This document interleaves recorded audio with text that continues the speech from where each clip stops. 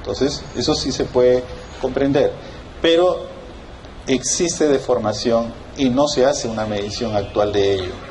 Ahora, no es que no se tenga información acerca de esas deformaciones, lo que sucede es que es un mal proceso en el momento de la construcción. Y por supuesto, una falta de recomendación durante el proceso del proyecto. O sea, el ingeniero especialista en suelos y geotecnia debe recomendarlo. Entonces se genera acá el empuje del suelo. El empuje del suelo es la fuerza que tiene el suelo para poder ocupar el espacio que le han dejado. Todo el secreto de poder diseñar un elemento que lo contenga, o sea, la contención acá o la reacción, está en entender cuánto es la fuerza con la que empuja. Yo pudiera tal vez detenerlo con un triple y unos cuartones, si es suficiente. En algunos casos con algún elemento de concreto ciclópeo. En otros casos tal vez ya muros en voladizo. Pero ¿de qué depende? Va a depender de la fuerza de empuje que tiene el suelo y si lo necesita realmente. Entonces, en este proceso lo que necesitamos es determinar el empuje para verificar que la reacción producida por el elemento de contención va a ser mayor que el empuje, y eso es suficiente. Pero también hay que tener en cuenta que para condiciones arquitectónicas puedo buscar contenciones más esbeltas, o por proceso constructivo para mejorar los rendimientos también utilizar elementos más esbeltos. Entonces, el diseñar no solamente es encontrar el empuje y un determinado muro, sino ir contrastando todas estas informaciones que se consiguen tratando de establecer una comunicación tanto con el ingeniero estructural como con la persona que ha solicitado el estudio. Por lo general eso no se da. Existe un divorcio. Cada etapa es cancelatoria. Más cerca del cliente está el estructural que el ingeniero de suelos. Y como vamos a ver más adelante, nadie hace supervisión en la fase de excavación.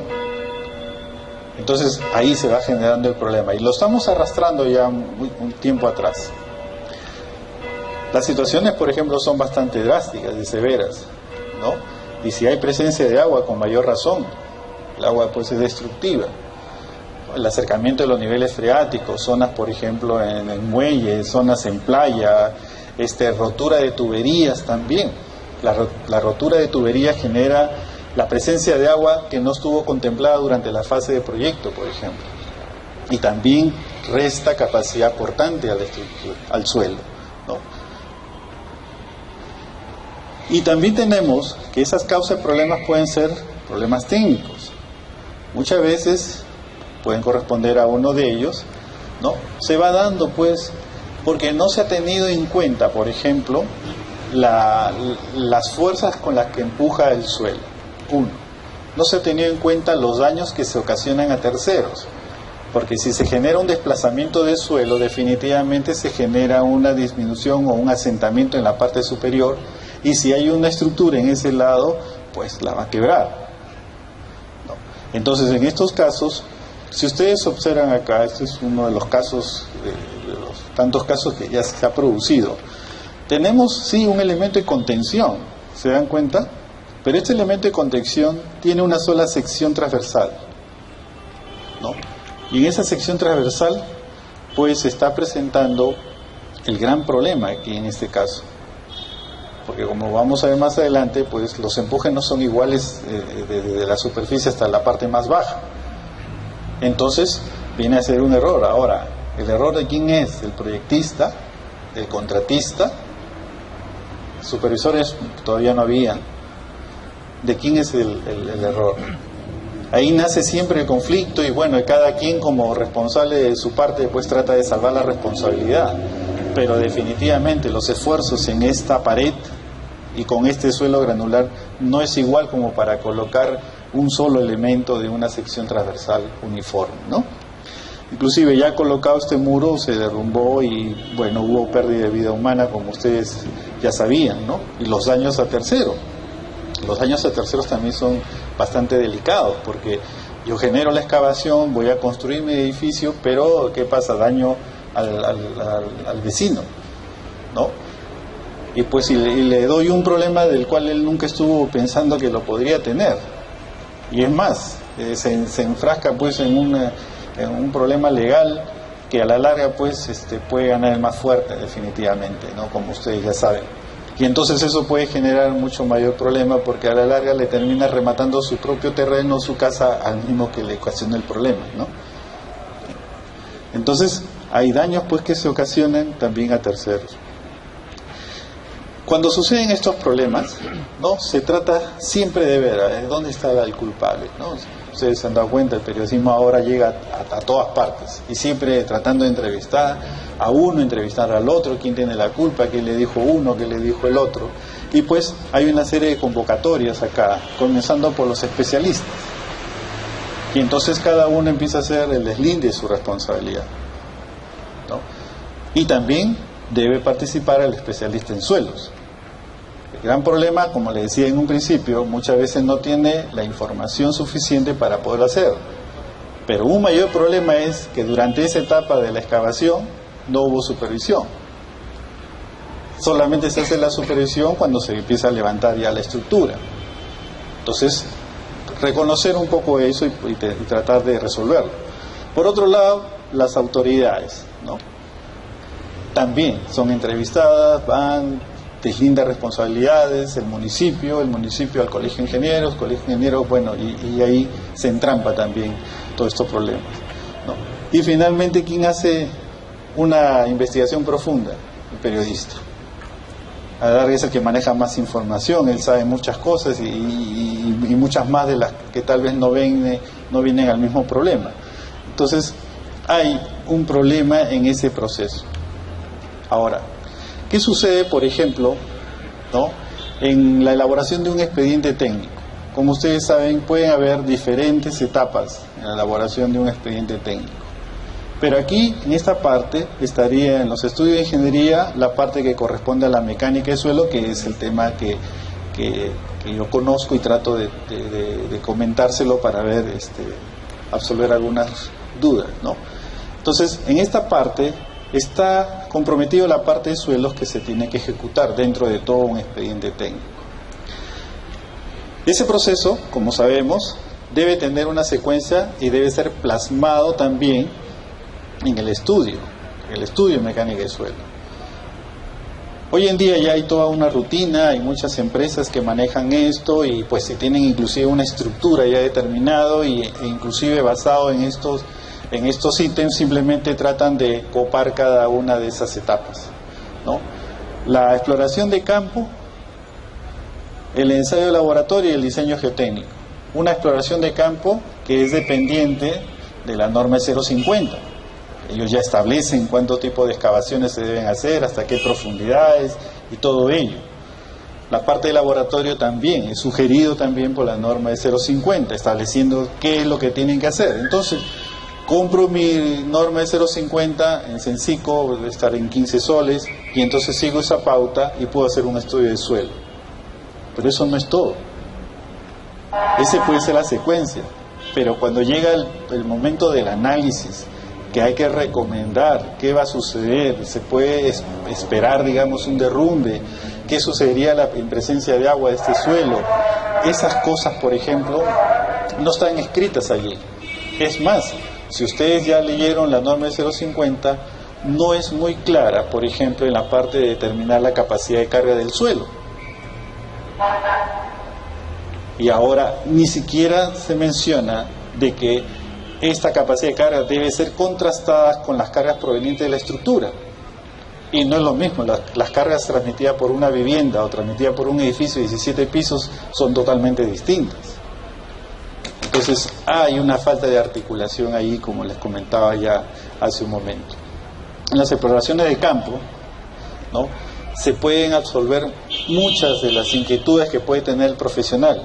Pero ¿qué sucede? Muchas veces el que tiene a su cargo el estudio de suelo tampoco va al campo. Envía al técnico para que haga las calicatas. ¿Por qué? Porque es la parte más aburrida que hay. Tiene que hacer las excavaciones y quedarse todo el día prácticamente para que pueda después tomarse las muestras, embolsarlas y lista para ir al laboratorio. ¿Ustedes se imaginan cuánto puede resolver el ingeniero solamente con visitar un par de horas el lugar? Es más, su misma experiencia le permite llegar al lugar, observar y ya tener una idea de lo que espera del estudio. Y eso es bastante. Y pueden dejar a sus técnicos allí trabajar. Cuando llegan los resultados, uno contrasta y se puede dar cuenta si está por buen camino o no, o poderlo objetar. Pero si nunca se ha asistido al lugar, entonces simplemente haré caso pues todo lo que me reporta el laboratorio, me reporta el técnico. Y ese es otro error también. Entonces, las exploraciones deben guardar también una organización, ¿no? Tengo que conocer el anteproyecto.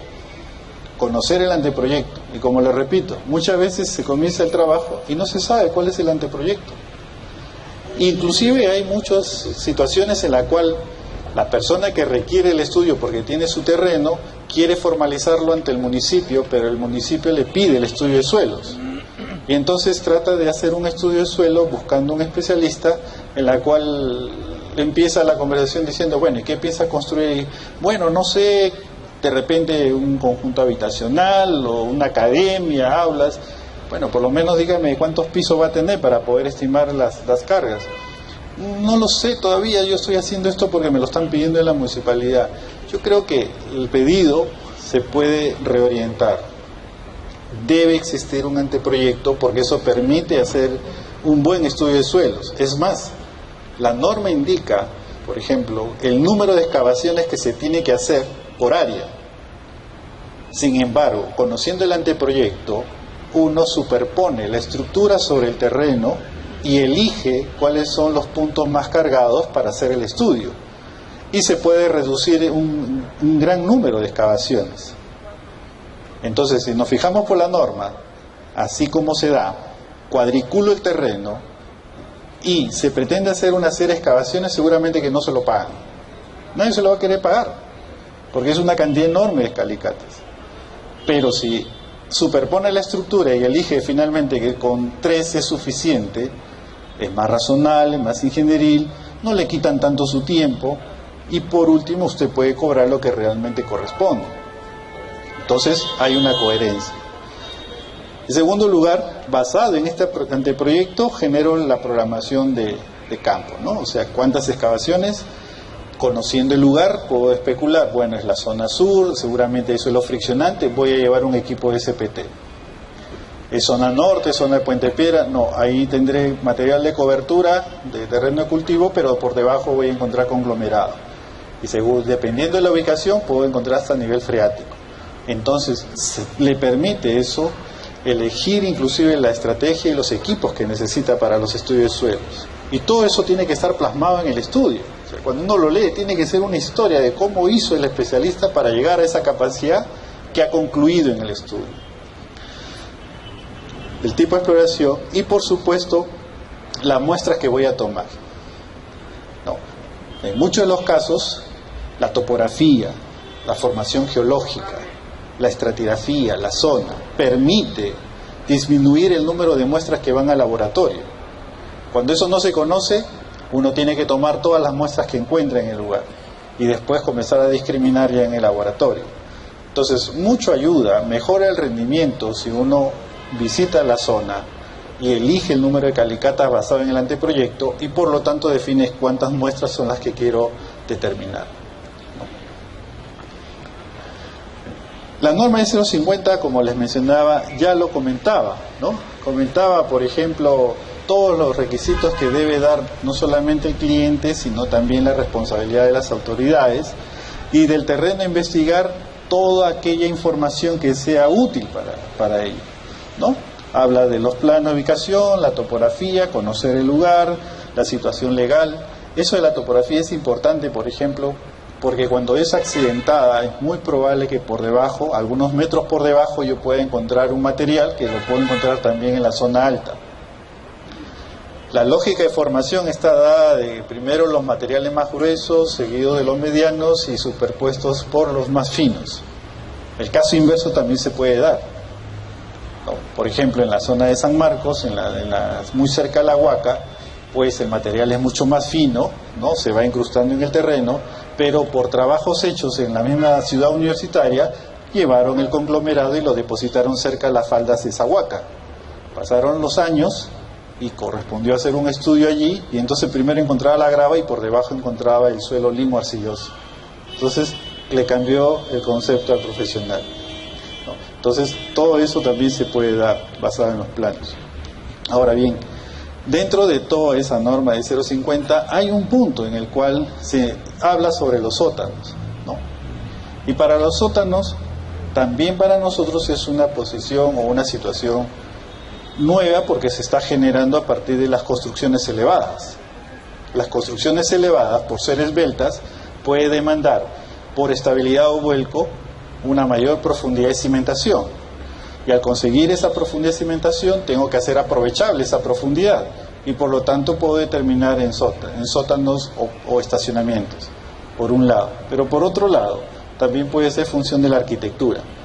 Por ejemplo, tengo a flor de tierra un conglomerado de alta resistencia, 3.5 kilos por centímetro cuadrado. No necesito profundizar más, pero por cuestiones arquitectónicas, porque quiero que ahí vaya la playa de estacionamiento, profundizo mucho más.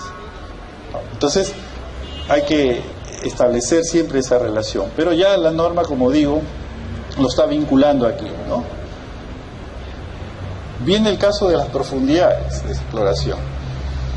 Las personas que están vinculadas, por ejemplo, a la mecánica del suelo, saben que tiene que ganar una profundidad porque necesito conocer la resistencia del suelo justo el que está por debajo del nivel de la cimentación. No me interesa lo que está arriba. Me puede servir para clasificar, hallar mis perfiles estratigráficos, pero la resistencia la tengo que obtener del punto más bajo del que estoy trabajando. Entonces, en muchos de los casos, el gran problema es hasta dónde excavo. Una manera, digamos, de establecer un cálculo es con el bulo de presiones, pero para eso tengo que conocer las cargas y comenzar a especular sobre el bulo de presiones y ver hasta dónde se va atenuando. De pronto elijo hasta que se atenúe un 90%, por lo tanto, donde hay un reflejo de 10% de la carga transmitida, ahí voy a detenerme. Y eso puede gobernar la profundidad de exploración. En otros casos, puedo basarme, como dice la norma, en el ancho de la cimentación. Si el ancho de la cimentación es B, entonces voy a explorar 1.5 veces B más abajo. Por lo tanto, tengo la profundidad de desplante. La profundidad de desplante en la mecánica de suelo es desde la superficie hasta el punto más bajo de la cimentación. Por lo tanto, la profundidad de exploración va a ser P, que está aquí, la profundidad de desplante más Z, más 1.5 veces B. Eso no solamente le sirve para hacer la exploración, sino para saber rendimientos y cuánto va a cobrar para hacer la excavación. En algunos casos va a demandar más. Entonces esto queda pensado ya por el especialista y sabe que es la profundidad de desplante más 1.5 veces B. Y cuando se encuentra con los problemas de sótano, ya no sabe dónde está la profundidad que tiene que analizar. Y puede usar B más 1.5 veces B, olvidándose de la profundidad que debe evaluar. En este caso tenemos lo de la losa de cimentación. La losa de cimentación, según el reglamento de 0,50, puede descansar